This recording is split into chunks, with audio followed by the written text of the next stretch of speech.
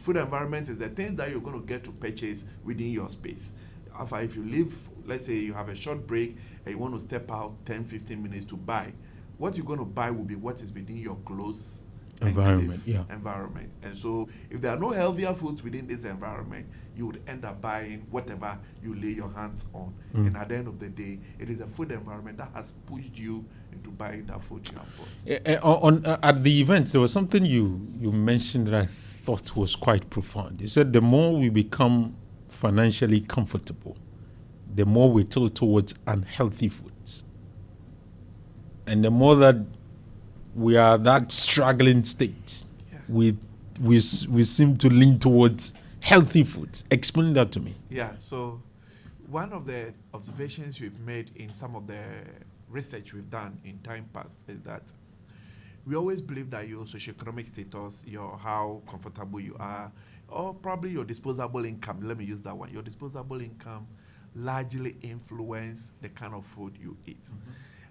In some countries, ironically, when people are earning higher, they tend to now buy the fruits and the vegetables or the healthier foods. But in most developing countries, it's tending to be the other way around.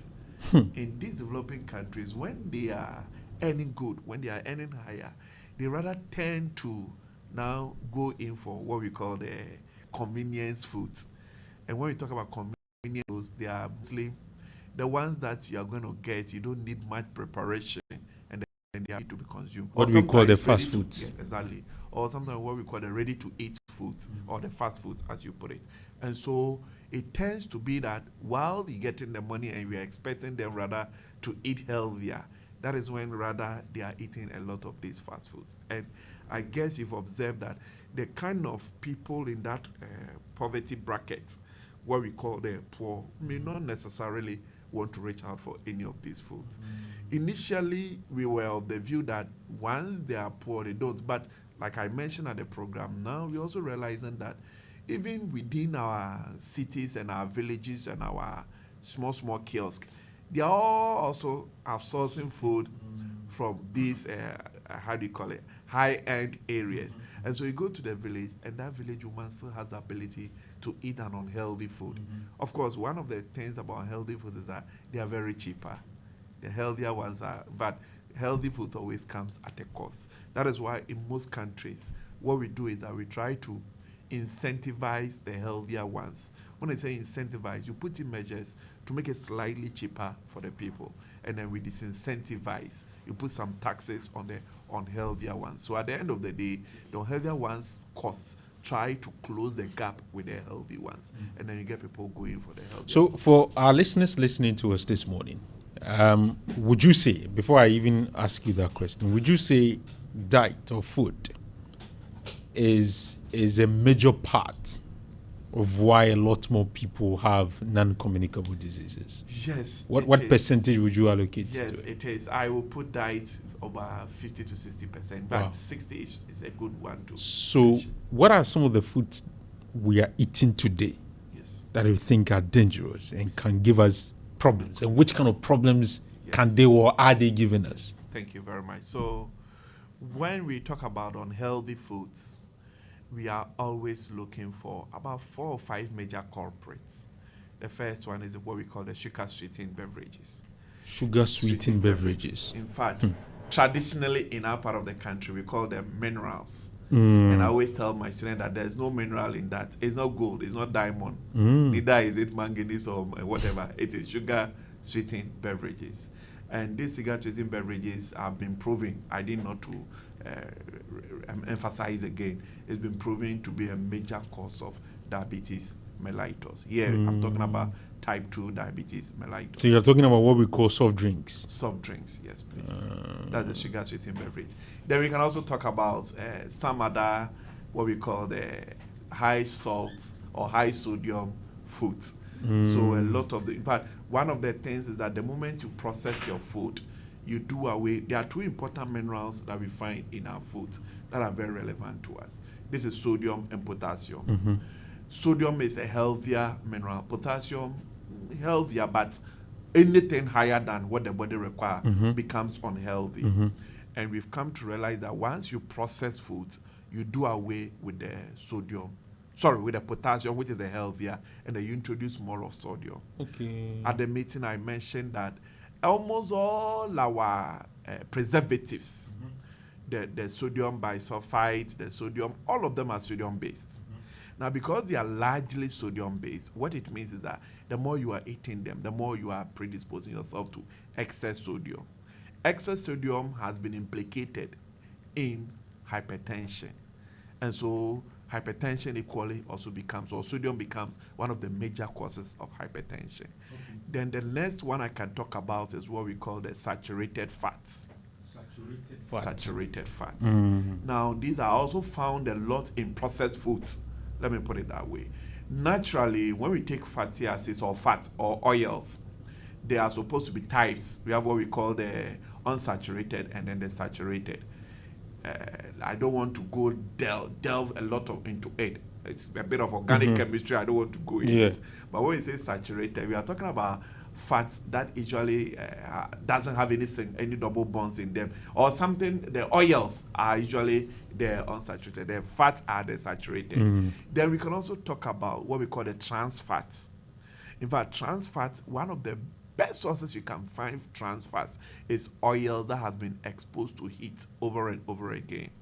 And so, for instance, the woman at that corner that does the deep frying of the food that we are eating, usually oils are used. You observe that we keep it there, the following day we come and continue using the same oil.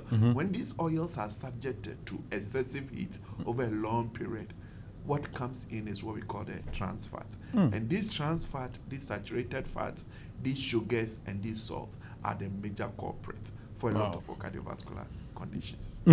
So let's start from the soft drinks, or the what you call the sugar sweetened beverages. Yes, please. Would you say there's a portion of it that the body needs, or we can do away with it at all? We can do away with it. So when we talk about sugars are part of carbohydrates, and there are various types of carbohydrates. We have what we call the single carbohydrates. We have what we call the double, the triple, and then the large blend. Typically, when you take any of our starches, yam, cassava, plantain, any of them, when they get into the body breaks them down to simple sugars, what we call the glucose. But the challenge is that it takes a longer time before the body breaks them down to glucose. Now, there is a hormone in our body called insulin. What insulin needs to do is whenever your blood glucose level is high, going high, insulin has to work effectively to bring it down. The moment your blood glucose level goes high and insulin is not able to bring it down, what it means is that insulin is not effective again. Now, when we say you have type 2 diabetes mellitus, typically your insulin is not effective. It has lost its effectiveness. And I always give this example when I'm teaching. I tell them that the individual who is taking a lot of the simple sugars, you are treating your insulin as nika. You know nika? Yes. Nika is the corn, meal. The corn meal. You are treating your insulin as nika that is found in a slum. Slum? Yeah, a slum area where a lot of people are choked there. Yeah. That's a slum. When you find a nika in a slum, it can grind maize from morning till evening. Some even laden with stones. So it overworks. It overworks. You are abusing the insulin. So when you take a lot of the simple sugars, you are treating your insulin as nika in the slum. But when you take the complex carbohydrates, what it is that they will also be broken down to sugar. So sometimes I hear people say that after all, when I take the cassava, it becomes glucose. Is equivalent to that. So no, it is not equivalent. The reason why it's not equivalent is that when you take the complex ones, it takes about 4 hours, 5 hours for the body glucose or the blood glucose to rise.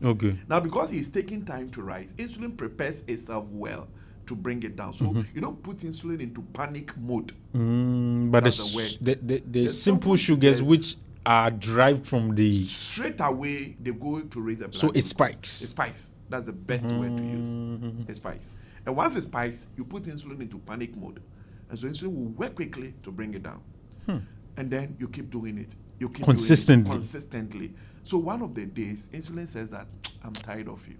Oh, I'm tired of you means what? The moment insulin says, I'm tired of you, that's type 2 diabetes mellitus. What?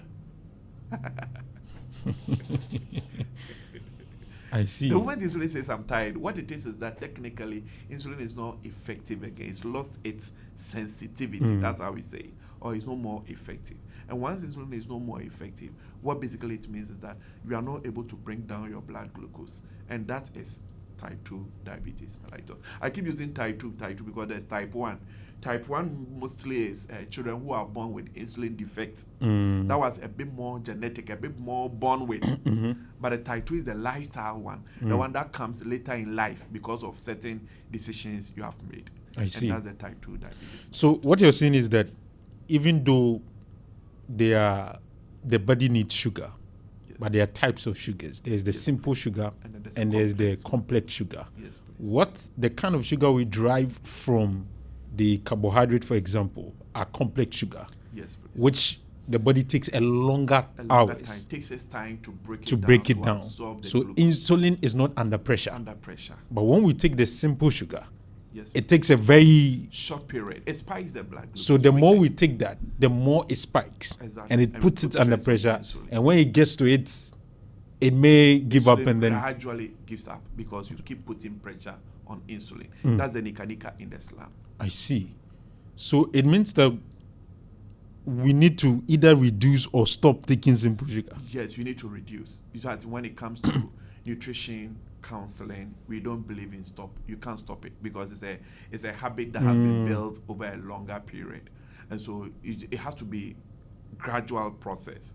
And so what we can say is that we need to be conscious and reduce our intake of simple sugar. Let's take it for example. I mean, in the morning, usually a Ghanaian person seeking to take breakfast may or some might go in for, of course, a tea leaf with hot water, sugar added, milk added, and bread.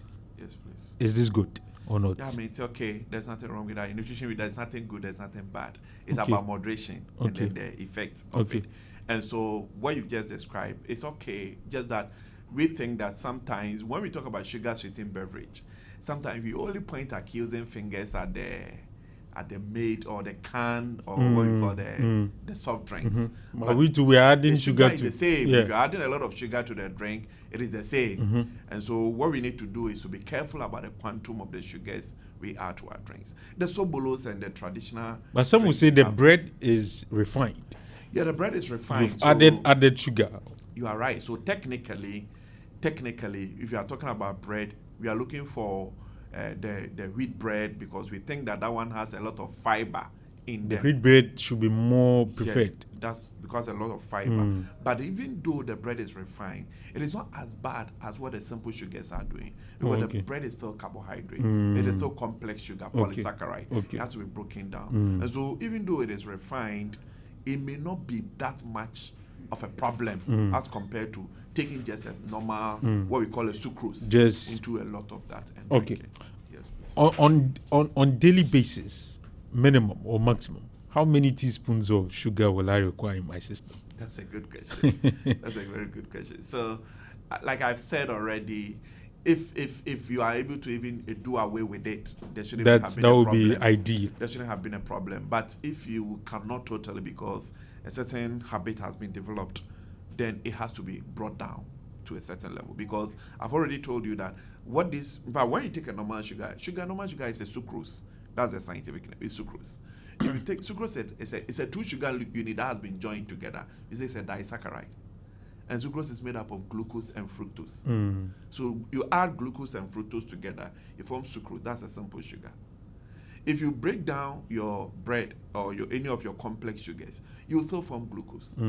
So what basically it means is that whatever that simple sugar is giving you, the bread can also equally give you, or the carbohydrate can also equally give you. And that's how come we always anticipate or we always preach that we minimize our intake of this. But isn't low sugar too a problem? Because there are times where I've gone to do checkup and they say your sugar is too down. So low sugar level is equally a problem, but it is not as a result of taking small amount of sugar. Yes, please. It's another. It could be other physiological processes that will bring about low sugar. Not basically because you have taken small amount of sugar. Now let's come to the food that contains sodium. Yes. So you say that too is a problem. Yes, sodium. Which kinds of food? And I don't want you to mention brands, but categorize I'll like that a lot of the processed foods. Processed A lot foods. of the processed foods. What we call So bread, for instance, is a processed food. bread. Yeah, to some extent is processed. But you see, when you look at the What about white rice? White rice is equally processed. We take it a lot. Let me put it this way. If you look at the processing of the foods, we put them in ranges. We have what we call processed food. We have what we call the ultra processed foods. Ultra means extremely processed. Now the challenge has been the ultra processed. Okay. The fries, the French fries. Oh, okay. All of them are ultra processed. Bread is processed to some extent, but I cannot put bread in an ultra processed category. And so we categorize them. Okay. And it is believed that the more the processing, then more unsafe the food is. Okay. Let's assume I want to take my normal breakfast, but the bread or maybe the white rice, which is processed. But to balance things up, I've tried to add a lot of leaves to it. Would that be better? Yes, an option. It is a better option compared to nothing in there. Because at the end of the day, the whole thing we are trying to achieve with the leaves is to try to minimize the insulinogenic effect of the food. Okay. When I say insulinogenic effect, how the food raises the insulin. The vegetables you are taking are typically fiber. Okay. The body does not break down the fiber to form glucose. So the vegetable will make you feel full technically, but it does not raise your blood glucose level. So we say that it has low insulinogenic effect. Okay. So anything you can do to minimize the pressure you're going to put on insulin is going to be a better option. Some say to do that you add a lot of protein too. Yeah, protein is good. Just that, like I've said in nutrition, sometimes we don't want to stick our neck. Yes, everything in extreme becomes problematic. Now let's come to the issue of fatty foods that you've mentioned. Would you put red meat in this category? Yeah, red meat is not necessarily fatty, but red meat has its own issues as well. Red meat, a lot of red meat can bring about gout. That's our problem from the Zongo community. Meat is our problem. We are able to. So it's not necessarily fatty food, but a lot of fatty foods out there, especially the fried stuffs. We like frying. Somebody said, actually, let me also put it across. Frying is great. Once you fry food, there's that combination, or there's that carbohydrate and oil. When carbohydrate and oil meet, it gives a nice flavor. So fried foods are of very nice flavor and taste better than a lot of them. Yeah, the taste there, you're right. Yeah, so sometimes the nicer it tastes, the problematic it becomes. Yes, please. I see. Now let's look at some of the other things that we can do to, because we've looked at some of the unhealthy foods. There's the foods that contain a lot of sodium, the sugar sweetened beverages. We've looked at the fatty foods. Now, in your view, looking at policy particularly, is there anything we can do to reduce the prevalence of these unhealthy foods? Yeah, there's a lot. So what has been postulated is that if you allow people to go through their regular life and normal life, people will make decisions. But some of the decisions, the down effects is that it's going to affect health. And so every country year in, year out, come with issues or come with policies to help regulate the food environment. And so policy is one of the ways of regulating this. Of course, the public education we are doing is also equally important. But we can talk to people, we can educate people, but at the end of the day, people would still have the choice to make. But sometimes when policies are there, it helps a lot in some of this. For instance, if you go into a number of countries that have put out this, what we call taxes on sugar drinks. Let me start with that one. So what we call the sugar sweetened beverage taxes or sugar taxes. A lot of countries across the world, the last time I checked, about 176 countries have sugar taxes. Yes, about 170. Including or excluding Ghana? Ghana has also done that, but I think its effectiveness. The effectiveness may not be there, but we have agreed in principle to put some taxes on our sugar drinks. Why do we put taxes on sugar drinks? We think that when these taxes are put on sugar drinks, it's going to make gradually these drinks expensive. And then once it makes it expensive, it crosses a certain income level of certain people, and they don't want to drink it. It becomes a luxurious for them, luxurious drink. And so they don't take it on daily basis. That's the first thing. The second thing is that once you also put it there, some countries has proven the manufacturers of these drinks start reformulating their products. Okay. So that then they reformulate to get other drink equally liked by their customers or their consumers, but the sugar level starts coming down. So you are using policy to push them to bring down the sugar levels. Okay. Then the other thing is that when these taxes are also gotten from these sugar drinks, we can use these taxes a lot to do a lot of incentivizing the healthier options. I've already mentioned that. For instance, fruits and vegetables is a big thing I always talk about. In nutrition, we think that one of the healthier options you would always have to have on your table when you are eating is fruits and vegetables. But in Ghana, the fruits and those vegetables things we don't are expensive. we don't eat them regularly. Fruit also comes in seasons. Yes, it's seasonal. And the whole challenge about it is that we don't have proper value chain for fruits and vegetables. It goes rotten. It goes rotten when they are in prime, or when they are in, how do you call it, when they are glad, they go rotten. And so yes, as a country, and countries have done it, where they put in measures to more or less store their fruits and vegetables in silos, like warehouses under certain conditions, temperatures and conditions, and so they're able to stay in there for a longer time. And then what then happens is that whatever money we have gotten from these sugar drinks, we use that money to build these silos, to do this. We can use that money also to support our health insurance. So it means you're using policy to achieve two things. Exactly. To reduce the prevalence of unhealthy foods, and also improve upon the infrastructure to allow for more consumption of these healthy foods. If these fruits are there, when mango is in season, you can buy a whole bucket of mango for 5 cedis. 5 cedis. Yeah. Imagine we are able to store this mango for a longer period, and so that every day you go on the market, you're going to get mango. I don't think mango will be that expensive at a point in time. But then what you've ensured is that you've made mango available throughout the season. Or throughout the season. Which is a better option. Yes. But some also complain that some of these foods, a lot of chemicals, in order for them to... The chemical is also another thing. But you see, the chemical effect is all got to do with the value chain. And so let me explain. If a cabbage is harvested and it's left on the floor, on the mats, on the floor, the sun, at the mercy of the sun, at the mercy of the rain, the cabbage will not be able to last for 4 or 5 days. No. And so the only way the farmer wants the cabbage to get to the market in good condition is to apply the chemicals. Okay. But because of markets. Exactly. But if this farmer knows that right after harvesting the cabbage, you're going to put it in a frozen car, frozen compartment. We send transport it to how do you call it? The storage room or the silos. There will be no need for. So it means you've made market available to the farmer. Exactly. So he doesn't have to. He doesn't have to. The only thing he has to do is to just cultivate it. Yes. And probably the only little chemical that may come in will be for fertilizers. But some of these fertilizers, we know if they are used with the right agrochemical practices, it is equally good for. This morning we are live on YouTube. We are also live on Facebook. And our guest is Dr. Charles Apri. Yes, please. Apri. Apri. A couple of colleagues are saying Apri. It's Apri, yes, not Apri. Apri. You've got it right. Yes, I've done a good job this morning. He's a senior lecturer at the Department of Biochemistry and Biotechnology, and he's also a nutritionist. He is talking to us about the current state of NCCDs in Ghana. He has given us the percentage. He has told us what it means.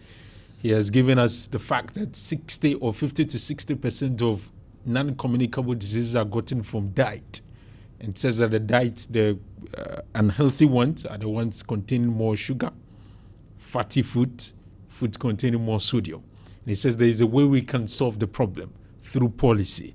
You have to place some taxes on the sugar-sweetened beverages, use the tax revenues to build silos, provide market to the farmer, and by that you are reducing the consumption of unhealthy foods and encouraging the consumption of healthy foods. So far, that's the summary of what we've talked about so far. But it will be unfair not to pick some of your calls. So maybe you have a question. I don't know if Janice has a question. Okay, Janice does not have a question. So I'll go to my friend on the other side. If there's anything you want to ask Dr. Apri, you can call us on 0541 022318. 0541 022318. We'll come to the issue of advertisement and labeling. That'll be the last point to explore before we wrap up this conversation. But maybe someone out there has a question. Maybe he needs some clarity. Maybe there's something we've mentioned that you're not too convinced about. You want more in-depth analysis. You can call us, and I will let my resource person. Good morning. Good. How are you, please? I am good. Can you lower the volume of your radio for me, please? Thank you. My name is Sadek Jumfo. Sadek Jumfo, where are you calling us from, sir? I'm calling from Kumasi. Sadek, Swami. do you have any question or you want to make? Yeah, I have a question. We are in the month of Ramadan. Yes. And this discussion clearly comes in to help one way or the other. What advice does docs have for Muslims who are fasting and the kind of foods we should use in breaking the fast and afterwards? Very important question. I should have asked me myself as a Muslim, but that's why I like my audience. They ask the questions I'm supposed to ask, which I've not asked. So Doc will note down the question, and in due course, he'll provide an answer to that. But you can also call me on 0541 022 318. This one says that, good morning, gentlemen. The show is educative, interesting, and very sensitive. Please, I have a cousin who was with diabetes, and she has been on injections and medication since childhood to adulthood, and she got married last year. I would love to know what causes that, and could that vanish after she giving birth to her firstborn? I don't know if Doc understands the question, but we'll try and do justice to it for you. Good morning. Good morning, Alfa. Yes, Kobe. Doctor, let me be a doctor say, sugar no, se wundi kula ne drinks no ma, na wudi normal carbohydrate na, and this is the problem brewana. Okay, thank you very much for your question. This one said is from your friend and my friend too. Greetings to Doc. Very insightful. Thumbs up from his brother Keo, Professor Keo. Sends us you. So, Prof, thank you very much for tuning in and, of course, sending in your message. Good morning. Hello, good morning. Hello, good morning. Good morning. Yes, please. Your name and where you're calling me from? Queen Liz. Yes, Lizzie, I'm listening. What's your question? Yeah, please. I want to ask the doctor. I have a cousin who was born with diabetes, and she has been on injection and medication so many years now. Last year she got married. So I would like to know if this thing could vanish after giving birth to her first child, and could that affect the child as well? Because you want to ask if it could vanish, or? Yeah. Okay. Stop after giving birth. Oh, okay. And could that also affect the baby when she gives birth? Okay, Doc will try and provide an answer to that. How many have you gotten so far? We want to get 4, and then we'll provide answers to them. 0541022318. Hello, good morning. Hello, good morning. Good morning, Alfa. Yes, Eja, what's your question, sir? Thank you. I want to ask the expert. In fact, the man is an expert. What about, some people say that brown sugar is better than white sugar. What's the difference? My second question is, you see, we have a certain type of sugar that has been in a form of pills in a container that is prescribed for diabetes patients.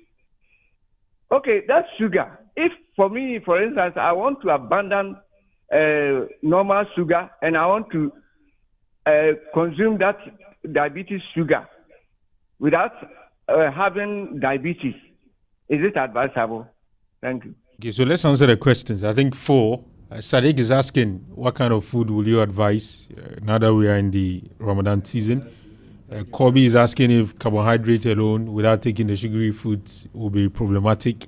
And Lizzie is asking her sister, and then this very one, what's the sugar that diabetic patients are taking? Thank you very much. These are very, very interesting questions, and I'm excited that we are having these kind of questions from our listeners. So the Muslim after fasting, I think one of the things I always say is that usually when the body is going through the fasting phase, it is normal. In fact, it's the best actually for the body. Yes, there has to be what we call the first state and fasting state. You see, one of the challenges we find ourselves, especially with our mothers, and I made that statement at the meeting we had last week, is that if you are the type whose mouth never sleep, every day there is food in it, chances are that you're going to subject your body to the first state throughout your life. And what that means is that in the first state, I always say the first state is like the first and second third of the month when your salary has been paid and you have a lot of money. You think about storing, you think about saving. And so if you find yourself always eating, there's food always in your mouth, you tend to store a lot of excess carbohydrates, excess protein, excess fatty acid or lipids. So in other words, it's always good that sometimes you subject the body to... Give your body some break. Yes, some break. And so the fasting is something good. Very good, and I admire about what the Muslims do. The other thing I want to put across is that because you're going through that period of fasting, what it also means is that when you are breaking the fast, you have a lot of hydrochloric acid in the stomach, HCl. And so we need to be a little bit gradual.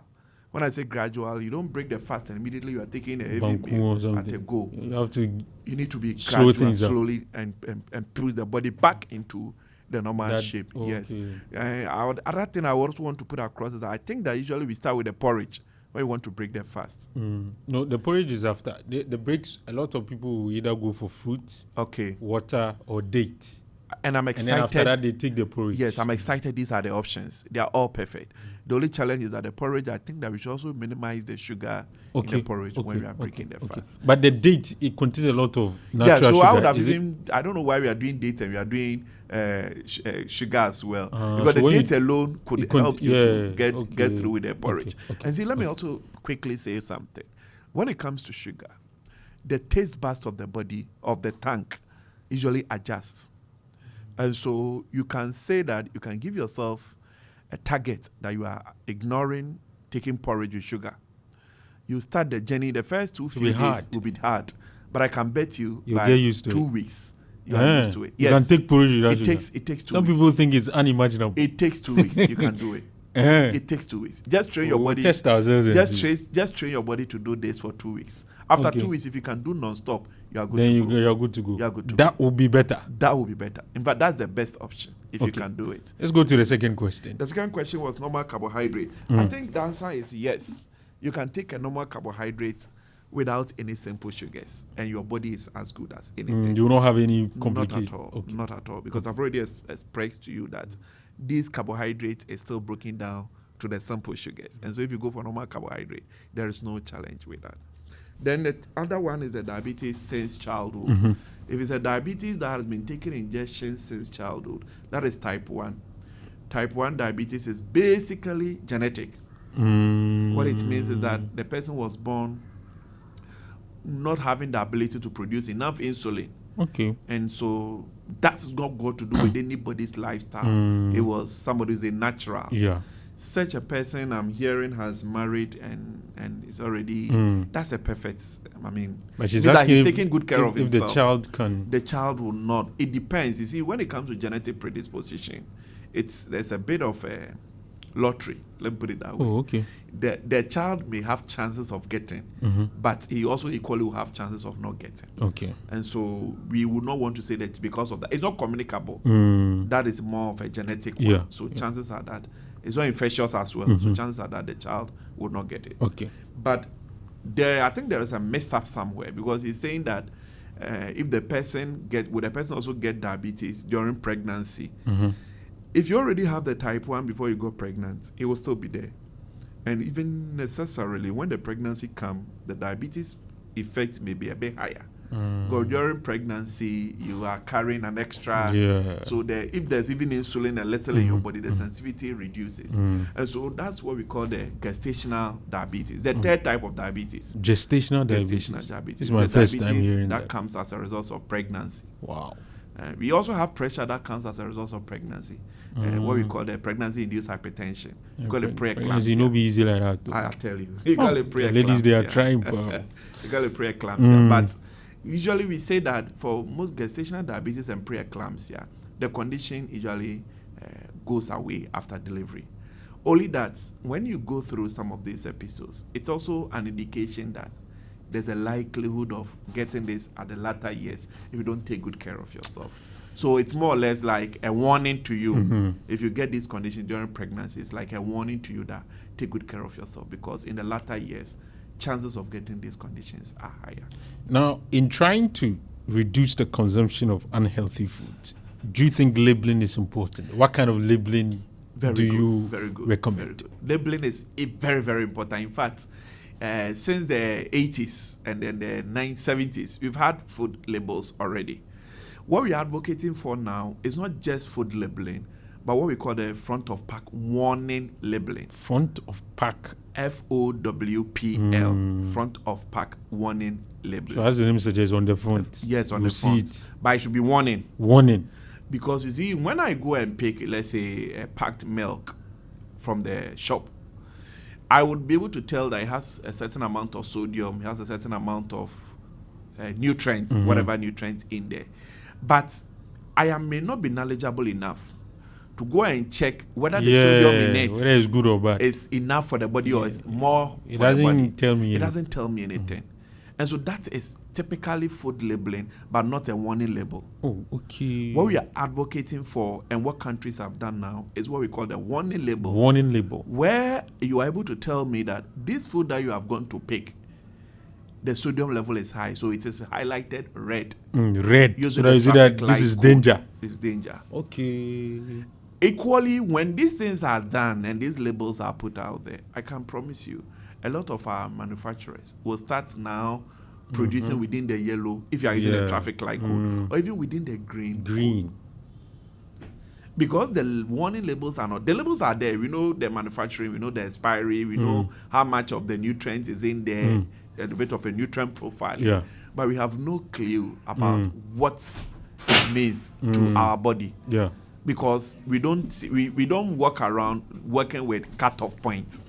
So you know that this is the quantity of this amount you need, and so this is the cutoff. You don't walk around with cutoff points. And so the challenge it comes with is that the ordinary labeling will not tell you any story. Okay. But a warning label will give you an idea that, hey, this I have been told that it is red. This I have been told that it is not healthy. So you know and what so to do. Even some countries have gone to the extent of not just labeling, but even in the supermarkets, they will tell you that there's a green zone. I'm still using the traffic light code. So, okay, they I'm are still using the traffic light code. There's a green zone, there's a yellow zone, there's a red zone. So you now if go your and pick. food is if your food is put in a red zone, you know where You know what it going. means. Or however, we know that the foods in the red zones are usually cheaper. That is the issue. That's the issue. And the last time I was telling my colleague that in Ghana, price is the key Price is a factor. key determinant on In- what we in buy and what we purchasing, don't yeah. buy. But when these want to train front you, of pack Janice. I warning want to labels,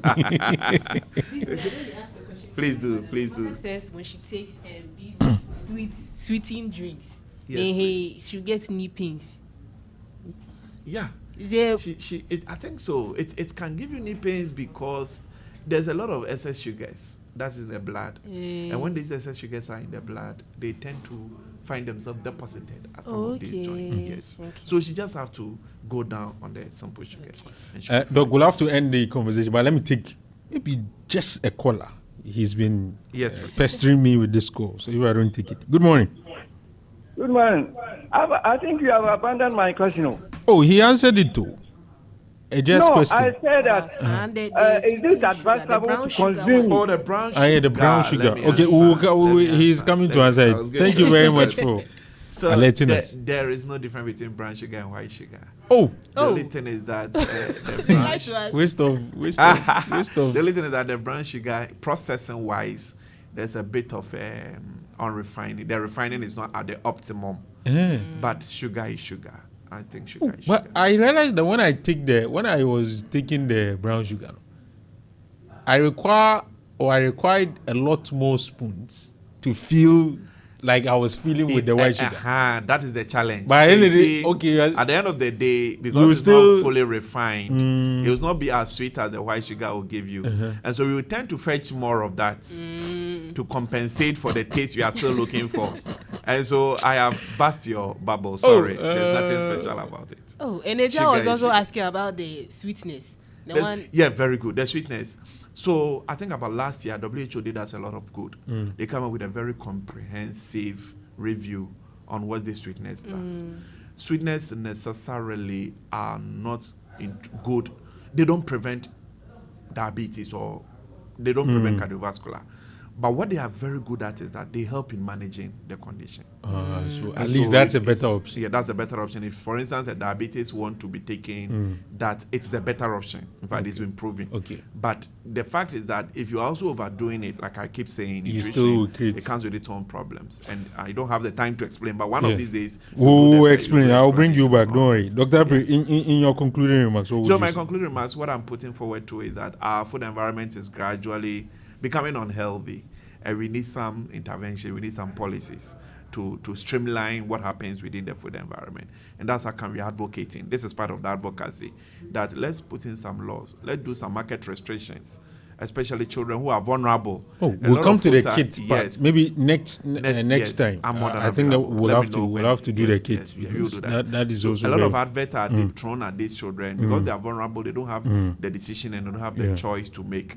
And so let's put in policies to restrict some of these things. Let's put in policies to give us warning. So whatever we are picking on the shelf, we know the implication to our health.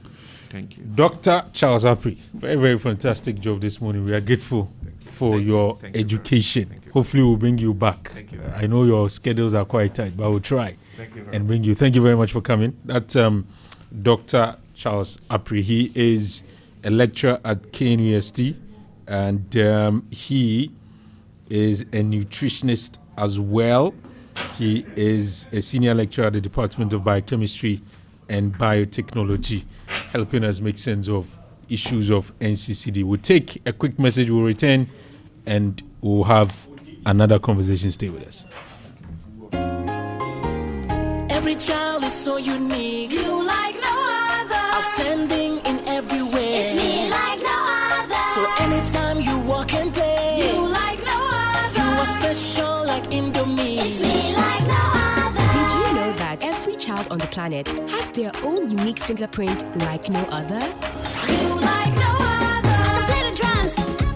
It's me like no other. As well as their own unique talents and abilities. Indomie, it's you like no other. So every day, in whatever you do, remember you are special in your own way, like no other. Indomie instant noodles tastes great. This advert is FDA approved. Welcome to the Orange Sunrise. My guests are already seated. Former parliamentary candidate for NDC in the Inshaiso constituency, currently a member of Gold Board, and the representative of SNIT's board on SIMNET board. Evangelist Richard Pra is with me. And former MC, former assembly member, former parliamentary candidate for MPP in the Asawasi constituency. By the MC, it was for Askwari Mampong constituency. The name of the area, no, depending on the position, it changes. So Alhaji is a powerful man. Alhaji Ali Duseidu is here with me, and he's also a former broadcaster, I should add that, and currently a co-member of the DMB team. Alhaji and Evangelist, good morning. Good morning. I hope we are all doing fine. By the special grace of the Almighty. There's this issue that I don't know if I should ask Alhaji or not. Ask him. The issue of war buying Ibadur Rahman's land, and it's a very, very big issue, Alhaji, because of your interest and your position. I want to hear you in the next 5 minutes. What's happening? Alfa. Because of the sensitive nature of this matter, I I decided never to talk about to talk about. it. Oh, okay, then that's fine. But once you've asked me, I have to do justice to the matter. Okay. So I'll be happy if you get it recorded. Yeah, we are live, right? Yeah, okay. However, you see, it is not for any reason that I went back to do law. I went back to do law. Are you doing law? You didn't tell me now. Allah. Allah did you. He's using 2 Esquire. microphones. No. So which level are you now? 300. It's just by the way. Oh, I didn't know. Yeah, Okay, that's good. That's good. That's good. You see, in allodial title matters, in law, the PNDC law 114 Act 1036 1036. It gives the government the liberty to acquire forcefully from citizenry, whatever it is, But anytime there is the need for the government to acquire land, there's a lay-down process. There is a lay-down process. There is a reason for which it is allowed. Road expansion through the community, maybe extension of water, extension of electricity, and all those construction of bridges and other stuff. But when the government compulsorily acquire a land for a specific reason, and one way or the other, that particular project cannot come on, the government reverts that land. So that's what the law says. That's what the law says. Does it give it a period or? There is no period. Once if you are unable to, the status quo changes. Once the reason for which the acquisition was made changes, then because if you want to change it, maybe you should enter another negotiation. So it means that if I have a conversation with these landowners that I want to occupy your land for this project in 2016, yes, and within 8 years I've not been able to do that, yes, I cannot come back and say in 2025 the conversation we had still so applies. So you can't do that. No. And you see, Alpha, I chanced to be an MCE before. When all of these issues were happening. Look, I had a whole lot of hula baloo and sometimes inconsistencies. But my brother, you claim in 2015 you sat the people down when they gave you a land for a specific project. But when there was a change of government, the whole thing changed. Stalled. Hey, it's not true. It's not true? I came to the office right after the change of government. So what happened? Never at any issue of that nature came to my office. Didn't the MP come to you so I don't want them to create the impression that when there was a change of government, that was why the certain project got stalled. No. Nothing of that sort happened. Didn't the MP approach you that? No. At no point. I mean, I'm a community guy. I'm only aware of the issue there because I've been in the radios, FM kind of stuff. It's a very complex matter, but we'll leave it. You understand? So me, what I will say is that the MP should come down. When I watched the video where he was laying claims that they've given it to him, whether they like it or not, he has taken it. And wherever they want to take him, they can take him. Master, it is too much of an arrogance of power when you take that path. Look, no matter what, sit them down. Diplomatically. Look, you see diplomacy. There is nothing that diplomacy cannot do for you. But when you want to use political gymnastics, when you want to use power at play, look, power is transit. You have it today, it melts like an ice block.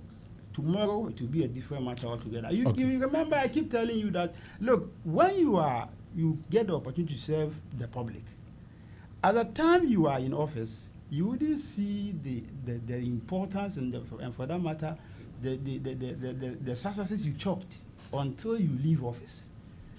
I sit outside today, I'm happy because of what I was able to do. It was when I came out that I realized that I did something. And I'm happy today because of what I did. So please, I will urge on the MP to calm down. The posture It's not helping. It's not helping. Okay. You should sit the people down because I know the women. These are women of class. Yeah, it's like women. My goodness. Islamic. I mean, I know her very well. So I think he should still activate a certain line style of conversation. Okay. He should come down for dialoguing. But for him to tell them to go wherever they want to go to, hey, that's too. No, it's too bad. Evangelist, even though you're not in the area, but you also have a property there, so you must be. I don't know if you've seen this or you are not aware of this problem. His property is somewhere. Oh, he's as for now. So he's around the same area. But if you've not, then maybe let's move. Not really then let's move on to some other matters. This morning, Evangelist, Senior, people are not happy with it. Say the 24-hour economy. They are not seeing top. Like they don't know when it's going to come. Gusitano is now speaking. It looks as if some people think this thing that you promise 133, even the authority, the bill that sets up the authority, some say the 133 was not even found, and that's a huge issue.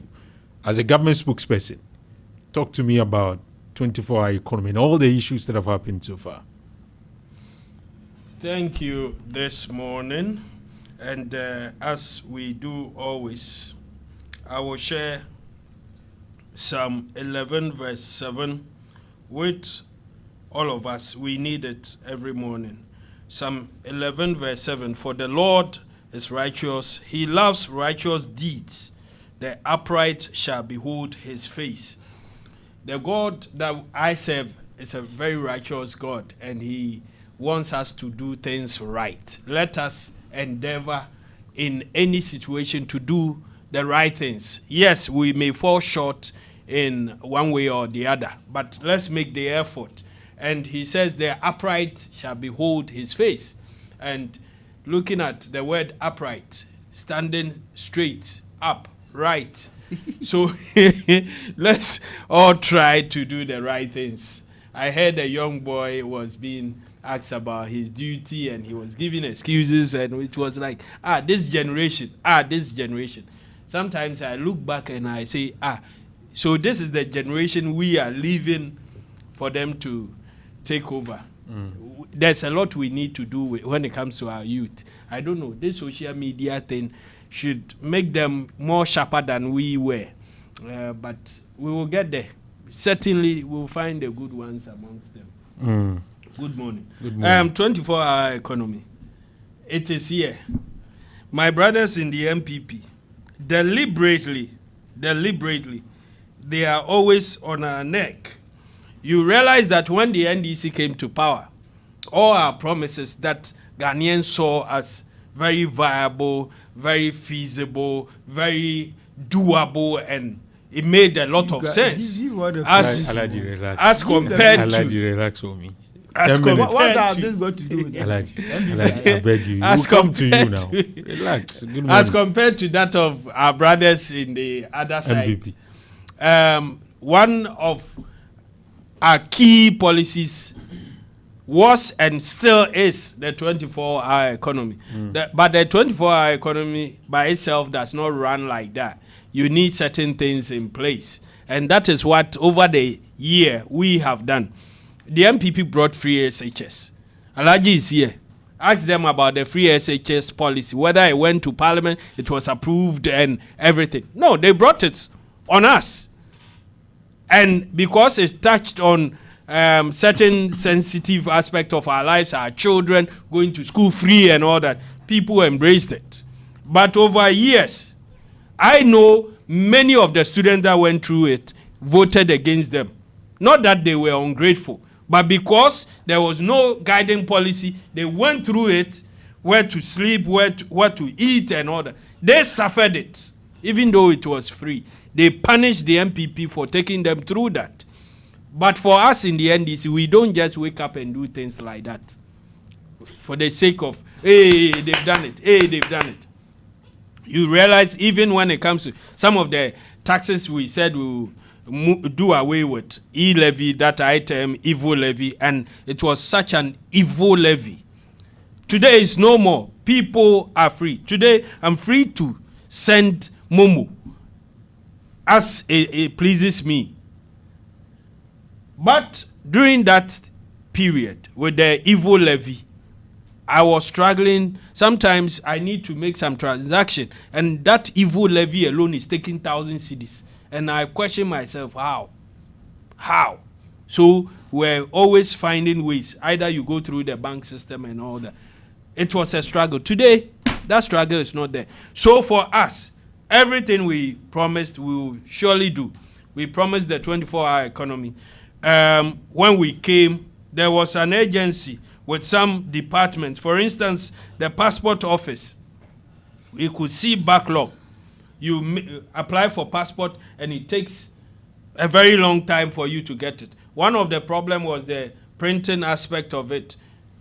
I mean, when it comes to human resource there, it was less. Then we added 100 people. They had to start working 24 hours. A DVLA, especially the harbor. We didn't understand why some of these things were not being in place. Just 3 or 4 days ago, you realize the CEO, Julius Nikwe, in the night, visited them and they took pictures. They were at work, working, Ghanaian youth, 24 hours, running. So we needed to take the policy to Parliament, and last week it was approved. It has gone through all the processes and it has been approved. I have the whole bill, 20 pages, but time, maybe I will go into a bit of it and go into what Dr. Gusitano has said. When you take the bill, the first page, the second paragraph, it says the program has 3 pillars that are actively engaged simultaneously to achieve a systemic impact. The first pillar is production. That's the first pillar. Production systems development transformation. By this, the program seeks to increase the volume, quality, and diversity of domestic production. So you realize that the first pillar is about production. How do we ensure that institutions or industries that are already working and are adding value, most especially to some of our resources, how do we ensure that they expand? By expanding production, it will mean that you need more hands. And it gets to a point that when there's demand and supply, nobody will even tell the industry player to run 24 hours. The second pillar is the development of supply chain. A little economics will tell you that production must go with supply. Demand, supply, they go hand in hand. Wherever there's more demand, when it exceeds supply, you realize automatically prices rises. But when there's more supply, chasing few demand, prices drop. The industry, the person in the industry is in to make profit. Pay workers, pay your taxes and all that. So you ensure that you are at par or even able to make more than you need. So infrastructure has been a massive constraint on national economic integration and development, driving up the cost of goods by as much as 60% when it comes to infrastructure. Now, you need to, we are talking about even a tomato processing factory. Something must be on the ground first before production starts. So that's the second pillar, seeking to ensure that there's more production. Yes. Or more infrastructure. Yes. Okay. And then the third one is also ensuring that there's market. There's market. You go through all this. So with the bill, everybody must have a copy and go through it. Take your time and go through it. Dr. Gusitano met some of the media that asked him questions, very important questions, and he answered some of them. I will want to throw some light on some of the things he said. Let me go straight to what he said. 2 minutes, or let me say, Thank you. Let me give you 3 minutes. Thank you. You are very generous and kind. That's why I like you. You don't joke with your time. There's a video that is on your page. People keep tagging me. Alaji saying they need Ghana's answer to our problems is voting for Dr. And I was like this. I was counting the cast, and people are tagging me. They say, why have I turned my back? It's like I'm not interested in what he was saying.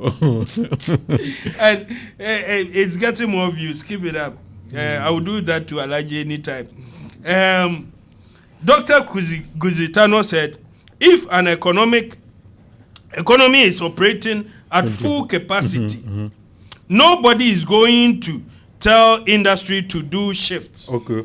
It makes sense. So it's like some people think it fits into MPP's argument that if there is demand, supply people will be compelled to run 24. So you didn't necessarily need a policy. Yes, I'm in industry, and I'm happy and excited that today there's a policy. Okay. Sometimes I do more than the hours that I require because of the demand. Pressure on me to meet somebody's deadline. Okay. But I do that at the risk of my own security. Yeah. I'm working with gold. And in the night, risky. If I'm not well, I mean, my security is not tight, I stand the risk of being robbed. You're right. Then what is the sense in me going to work in the night in the first place? So these are some of the things we need to put. Security. Now, we are talking about security. What is the police force, the number that we will require? For instance, if in this industrial area, especially this industry, needs about 10 police at night to run, you need to have the capacity to give them the security. Now, energy, electricity. You can see that for nearly 10 months and still counting, our energy sector has been very stable. Yes, yesterday in our area. That is an area-specific problem. It was widespread. Why? It's still area specific. Maybe some few areas. But we can all admit that we've had a very stable energy sector. I know Alaji will say, hey, the prices are expensive and all that. Don't know. Let him say it. Don't know for him. And now he buys this. He buys this amount. Oh, no, but that is a complaint that people are making. I agree. I've seen. Let me cite an example. You see, in my house, I used to pay around 260. They have come to change my meters, and now at every month I'm doing about 500 to 600. But that's too much now. That's more than 100%. So do you know what I've been doing? Were you using postpaid or prepaid? Initially it was post. Now they've brought prepaid. Good. I'm excited. I can manage my energy. What did I do? The pumping machine. The woman will want that you open the pipe and open and I saw that it was not helping me.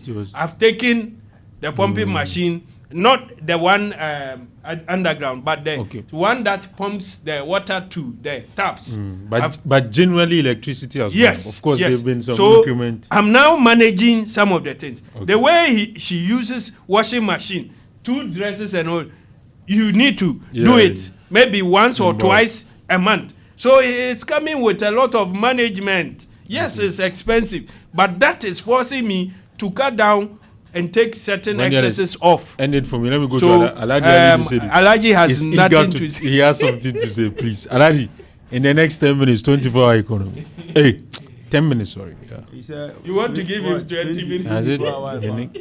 What does 24-hour economy? Yes, I said. Is there anything? There's nothing. No, there's nothing. Alaji, there's nothing. Let me go. I go.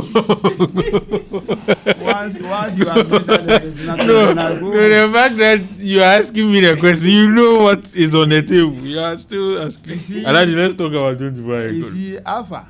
Yes, Alaji. These guys. The NDC people. They lie, will go to heaven. They lie as if God does not exist. Oh, why? What did they lie about? Yes. NDC. But they didn't lie about 24. They have implemented it. I am saying that NDC, they don't fear God. Oh. They lie as if God does not exist. Why are you saying that? Alpha, I don't understand. You see, the problem with NDC again is that there is no parity in their reasoning. They say this today at They this change. moment, the next moment they say something else. Mm. We were in this country. Mhm. You see, for about 4 years, I've always been with him here. Yes. Okay? And I kept telling him when they were talking about 24-hour economy. We wanted them to be specific. We asked them questions. Have you forgotten? Eh? Then you are looking at me. We were asking them questions, what they meant by 24-hour economy. They explained. They explained a lot. Yeah. They said 1, 3, 3. Yes. That every seat within public institution throughout the country, from the Galilee to the Nazareth, will be occupied by 3 people, 3 shifts. Those who were from 8 to 2, 2 to 8, 8 till morning. That was what they told us. So the youth of the country trusted them and voted massively for NDC. John Dramani Mahama assumed office. Before assumption of office, we told them that these people, we know them. Precisely John Dramani Mahama. He's a good communicator. He talks well. Give him the opportunity, give him the microphone. He will convince you there. But when he goes, the story becomes a different matter altogether. Here they are, they've been voted for. 133 is not there. Now they come and the narratives keeps changing. The other day I heard Mama Yaraga saying that, were you thinking that we were coming to pump money because we said 24-hour economy? He was asking us questions. I said, wow.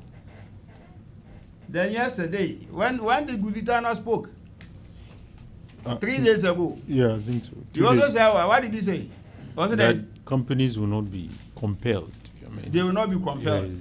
They will just be incentives. So you remember I told you, evangelists re-echoed the same statement that, you see, 24-hour economy, it will come as a result of demand. But they will have to stimulate something. But if they have to stimulate, are you telling me? Tell them. Me, what are you telling me? I told you that they could not do it. Didn't I tell you? We said they couldn't do it. But you see, in politics, you need to be consistent. One thing that I will always be happy for being an MPP member is this. MPP, our flagship program in 2016 was free senior high school. They asked that questions as to what we meant by the free. We said wholesale free. Everything will be free. They asked us questions, we explained to them. They said we couldn't do it. We came to office. By September, free senior high school was in stream. And we made sure more than 4 million children in school-going ages went to school for free throughout. My children benefited from free senior high school. Lo and behold, today they've been voted for. They said they will give the newly admitted students of tertiary schools free academic user fee or something. They said that. Is that not the case? Where is it? You remember I asked you the other day that maybe they collected numbers of NDC. Didn't your word benefit? My child didn't enjoy anything. Maybe he has shopped. Hey, some of the students. Some of the students they take the money. No, he didn't get anything. He cannot do that. Sometimes my control within my space, forget it. Okay. You understand? So NDC has a big challenge. We see with your explanations, you get to a point where, look, people will lose confidence in you by virtue of what you said and what you have been being implementing today.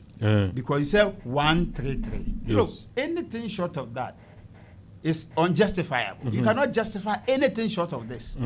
So if Guzitano comes to tell us that, it is institutional, whatever, we don't need to know. You said you employ the youth to occupy positions.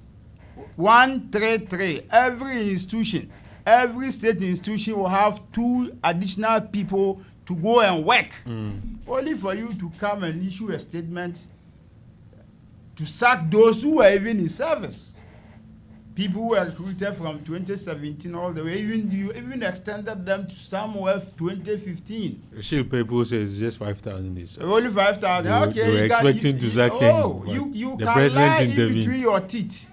But you see, one thing about us is that we also have this our conscience works and we know what is going on. Okay? Don't forget that we've been in government before. We just left power a year and some months ago. Okay? We have people everywhere. Today, if I want any information that I so want, anywhere I will get it.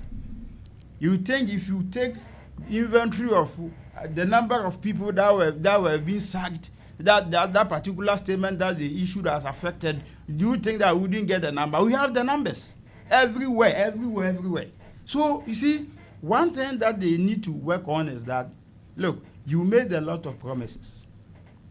Let me tell you, cocoa pricing today is in tatters. No amount of justification can take you out of that mess. Randy Abe, I sympathize with him anyway, because my policy is such that Alpha, I've been in position of influence before, and I know how it goes when it comes to decision making as far as you are concerned. Because it's not about you; it's a collective. You work with team, but the buck stops with you. But you see, the problem that Randy Abe is facing is as a result of what he said when he was sitting where you were sitting. You understand? He ran down the previous government. He ran down MPP as if we don't know anything. He was the preserve of knowledge was for him, and it's only to come and occupy an office, then it turns out to be something like this. So you see, look, Galamsey, they promised to fight Galamsey fight as you're not impressed. Galamsey. Today, Galamsey has skyrocketed and it's over the rooftop. Don't you see it? Do you need to ask me? Alpha, you campaigned on the grounds of Operation Recover or Loot. Yeah, you said monies have been stolen. Anytime we quiz them, they were citing Cecilia Dapa. I see Cecilia Dapa has stolen any money anywhere. Okay, today you ask them, they say, Chama Wuntumi, was he holding any position of influence? He was just a regional chairman of the MPP. Okay? Incoming national chairman. I'm for him. You are for Wuntumi? Oh, yeah, Wuntumi will win. Wuntumi will win. Hey. Yes. Wuntumi. Chairman Wuntumi will win. Do you think you Take need my word. Think you don't need Wuntumi at this time? No, you know what? Let me tell you something. You need somebody we've won elections from opposition. And we won elections. So you know what Wuntumi can do. And at any given moment, there is a specific reason for which someone is needed at any specific period. So for now, you need MPP needs. At this moment, we need Chama Wuntumi, and Chama Wuntumi will win. You know me. Before I take a stand. DMB, because the DMB himself called him incoming, so I'm not surprised. He will win. Chama Wuntumi will win. Yes. Okay, let me. And we will exert all the ammunitions. Okay? Look, we will win 2028 election. Let me take some messages. I will return for us. And this one, let me apologize. There's another topic that maybe I'll give you a few minutes to talk about, the EC matter. That's okay. The EC the lack of the CJ's not. Chama won't me will win. You see, I don't care. No, Chama you care. You will care because she will declare the results. The results that you said she win, she will declare. Let me take some messages. The winner, inshallah. Every child is so unique. You like no other. Outstanding in every way. It's me like no other. So anytime you walk and play, you like no other.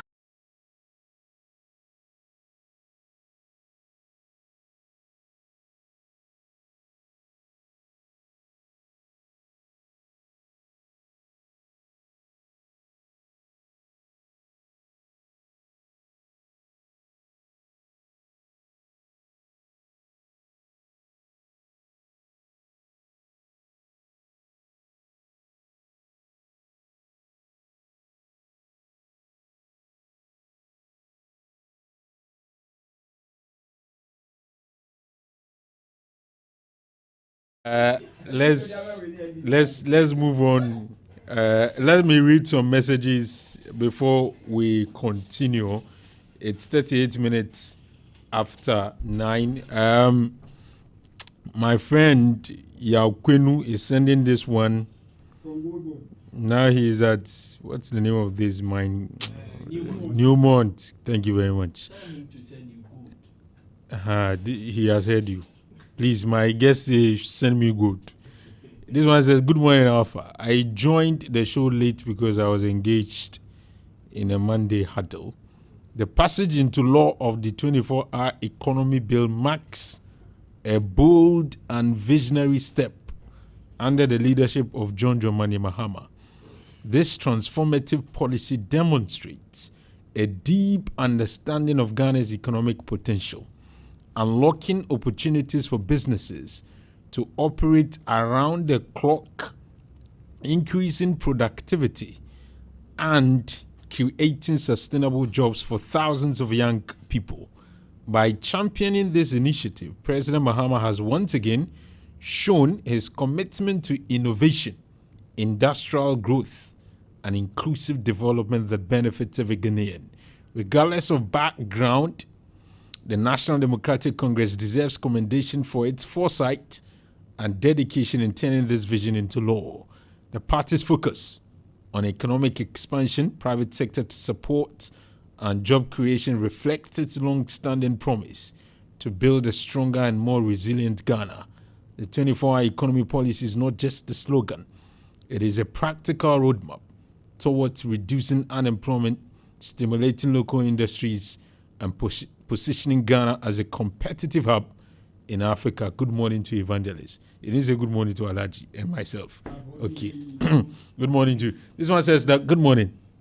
Alpha, the 24-hour economy is a slogan, but it was a slogan to achieve a particular thing. I am a neutral. What I expect the 24-hour economy to do basically is to solve unemployment. What I expect is for more jobs to be created. But really, I'm a little taken aback. I'm taken aback a little. I'm sure by the fact that the 133 was missing in the 24-hour economy bill. If the NDC reduces the 133 to 122, it means that they have reduced jobs by 1. And that's not what they sold to us. We are watching the space. This one came in from Frederick Lediete or something. Yeah. Thank you very much for joining us this morning with your message. Alaji, we have, I'm giving you 8 minutes to deal with the EC matter if you want to, and then the issue of the custom vis-a-vis the finance minister. This is not the first time. The president was there some time ago. Ghana's president, Atamils, some time ago. For them, anytime talk to me about customs and all of that. What is happening? Anytime NDC is in power, there is a scandal. There seemed to be a scandal at GRE. It took President Mills to go there. But that one was on the basis of Anas's work at the time. Mm-hmm. Then today, Minister of Finance. What is happening? And I heard them, the same people saying that it's a gang of there's a cartel that is championing such scandals and all that, then deal with it. You are in government. You see, we vote for government to come and take decisions on our behalf. If there were wrongs that were being made yesterday, there were things that were not right, it is expected that you are voted for to come and correct the wrongs. It's not about lamentations and the optics. Anytime they come, they talk. Talk, no action. 85 million worth of products had to just get out of the port, just like that. I mean, it doesn't make sense. Doesn't make sense. When they came to power, between then and now, there has been a whole lot of lamentations as far as some of these things are concerned. You remember there was this issue of missing ECG cables, containers. What has happened to it? Where is it? What has happened to it? At the end of the day, they ended up pointing fingers at MPP. Today, we've not heard of anything about it. What has happened to that matter? We want to know. You understand? So I think that the NDC should be up and doing, because they tied their successes to dollar-cedi fluctuations, and dollar-cedi fluctuation does not solve problems, because go to the market and see what is happening. You understand? Today, farmers are getting their wares and their foodstuff there. They don't even get buyers to come and buy. You see, cocoa farmers are crying. They've given their cocoa beans to government from October all the way till now, only for them to be told that even the prices have been slashed. Every bag of it will be slashed by thousands Ghana cedis. I mean, do you think it's normal? It's not normal. So some of these things, the government has to be honest. He has to work on some of these things, because your people, when the people start to lose confidence in the whole governance structure, we all pay price for it. Isn't the finance minister reaction to the issue the way to go?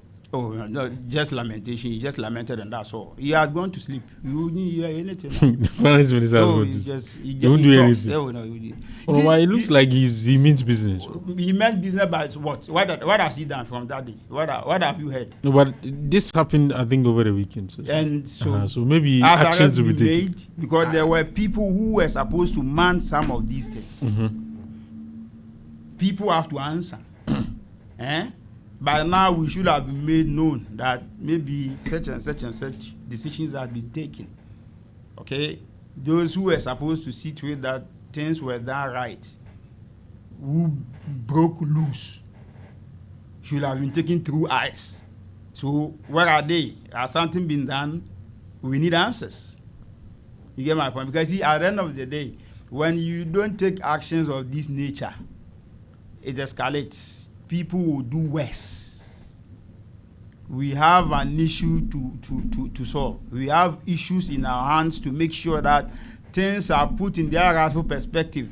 The optics is getting too much. They talk. Raji, talk more, and the action is very small, very minimal. Use your few minutes to deal with EC. EC, you guys said the CJ was coming to do the bidding of the NDC to remove the CJ, but it looks as if he has not done that. Oh, you see, he said there's no prima facie case. No. We remember I kept telling you that we don't need the Electoral Commission to win elections.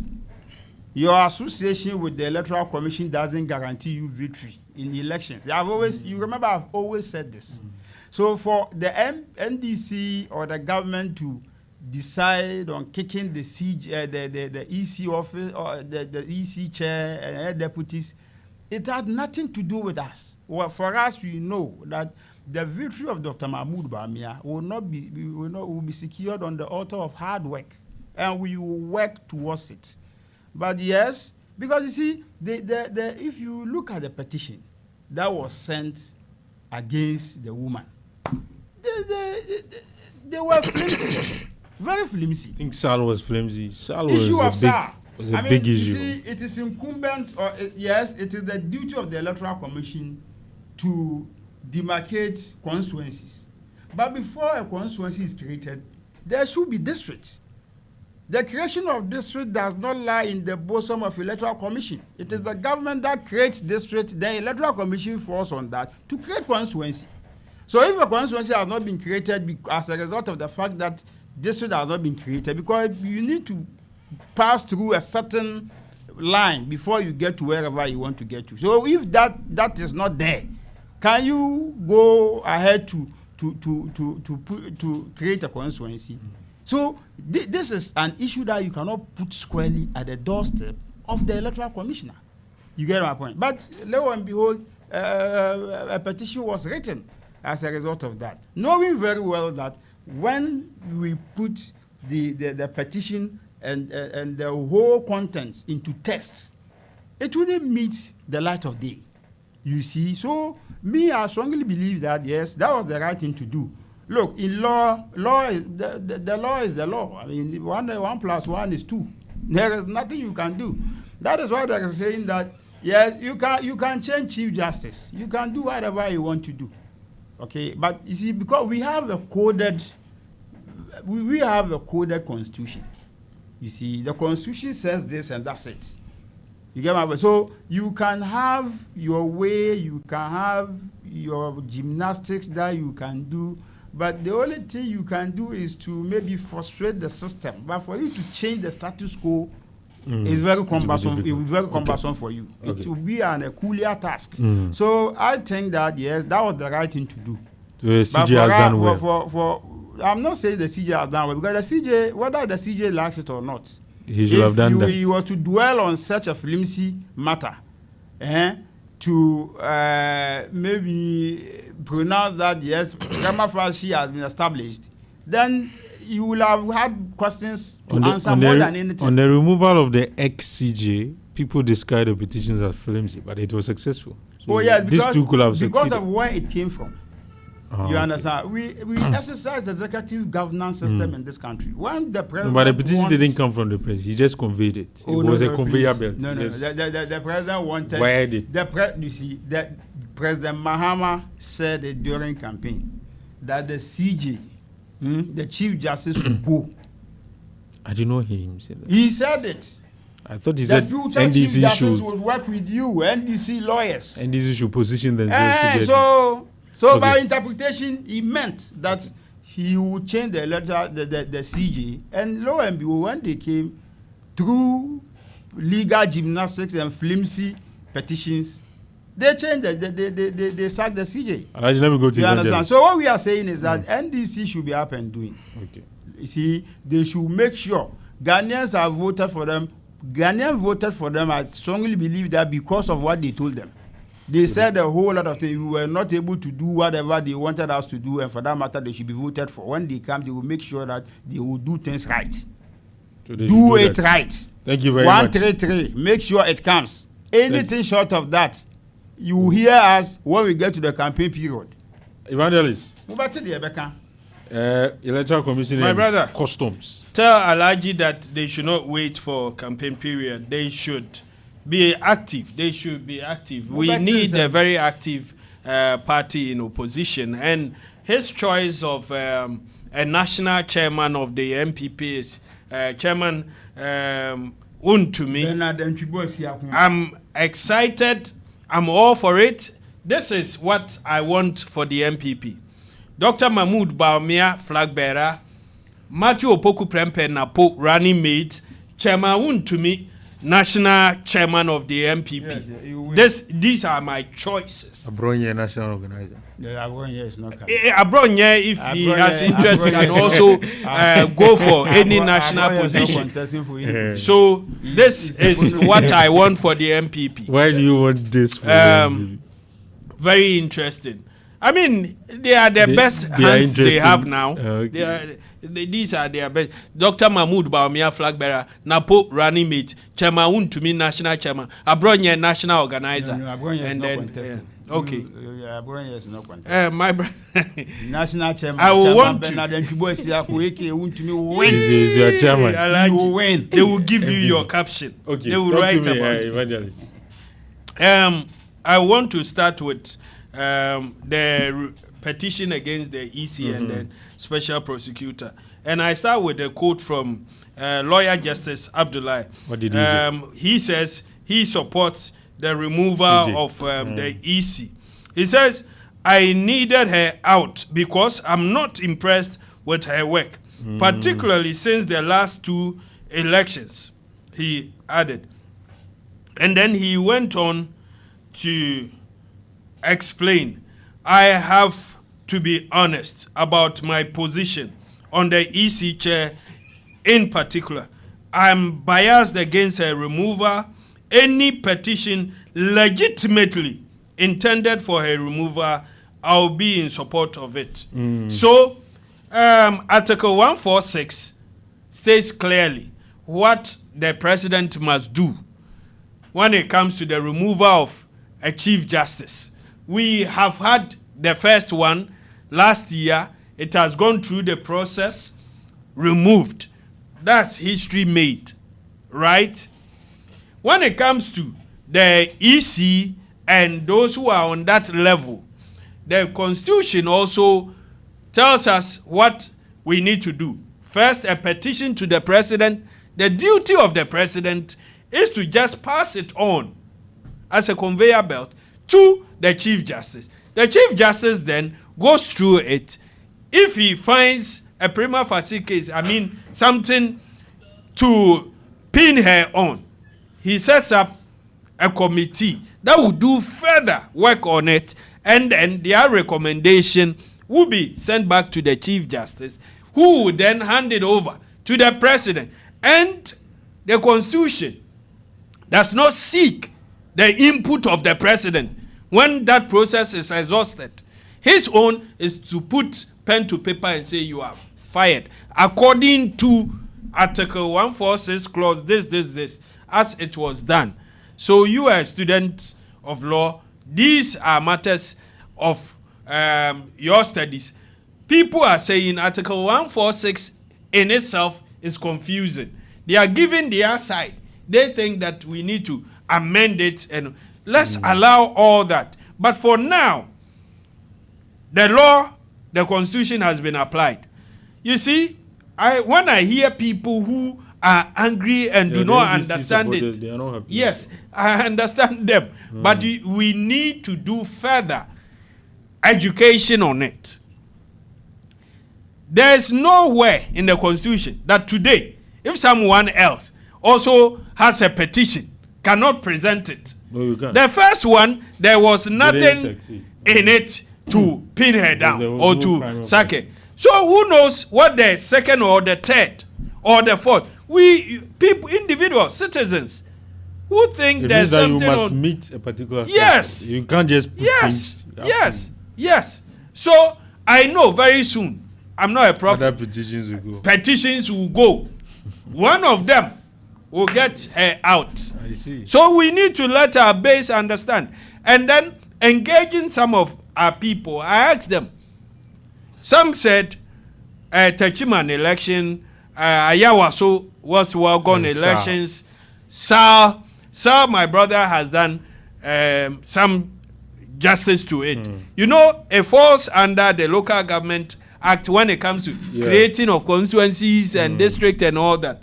If those things are not well, gone through, what would the EC do? Okay. Do you understand? So I understand that part.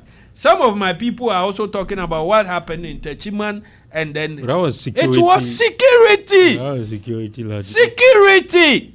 You cannot pin it on the EC. If you do that, it will be dismissed. You have to find more. So we need to understand this. And I plead on our grassroots. We all know that many of you want her out. Including the national chairman. Many. Me sitting here, I want her out. But a petition even at against the point, the general secretary of the MPP. Yes, he also like he was not supports. happy with Yes, he also. So we need a petition that will pin her down. Okay. And everybody will briefly be on happy. Atufosing and customs. Yes, this morning I was listening to you. You made a comment that Atufosing is, I think, a mild part of what Professor Mills, the late, did. The same place, the same institution. What these 17 trucks came in, this fictitious money they paid is about 2.6 million. Meanwhile, when we go through the process, they are supposed to pay about 85 million. People are making money somewhere. So how did it move through Akamu? Akamu is where? It's also part of our borders. To enter into our system. This is not like maybe 1 or 2 gallons of oil that somebody has hidden in his car somewhere. Even that you will be caught. 17 trucks loaded. And it has gone through. And we were going to lose 83 million cedis. Meanwhile, they are putting pressure on ordinary business people.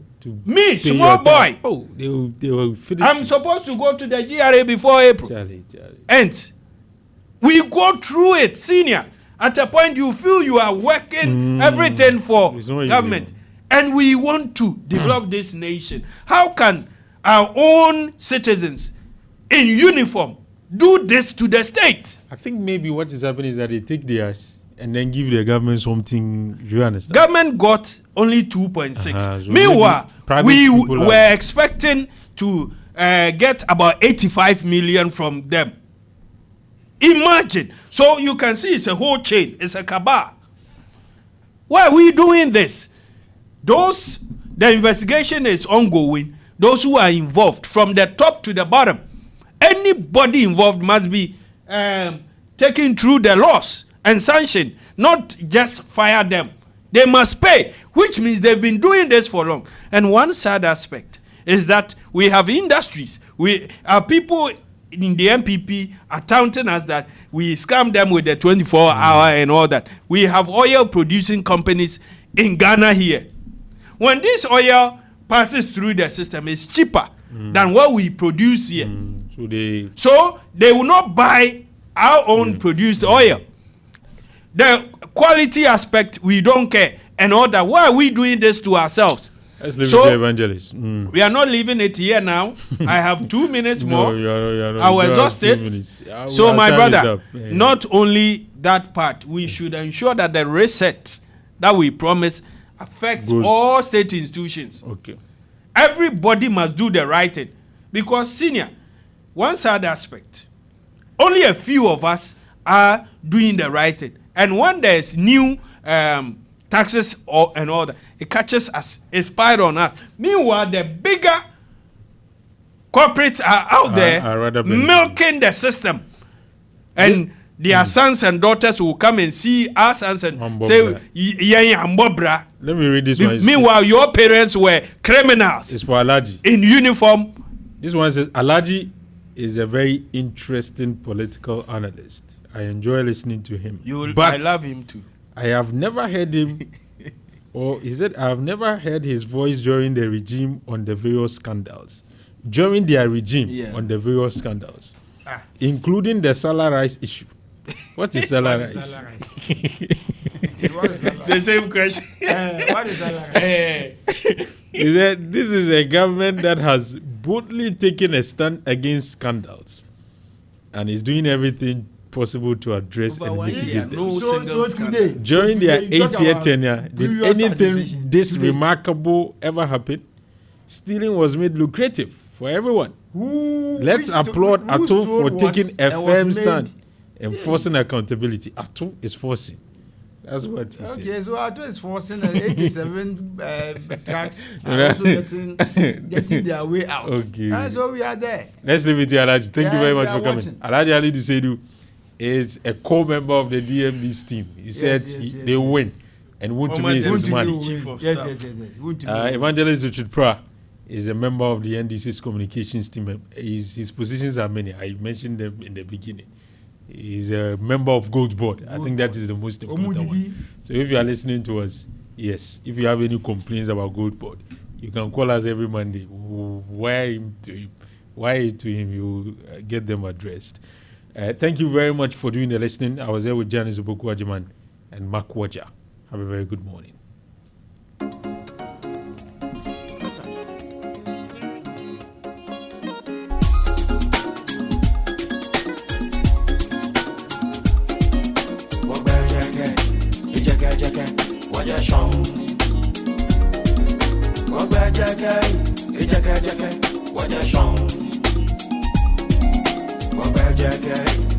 Jackie,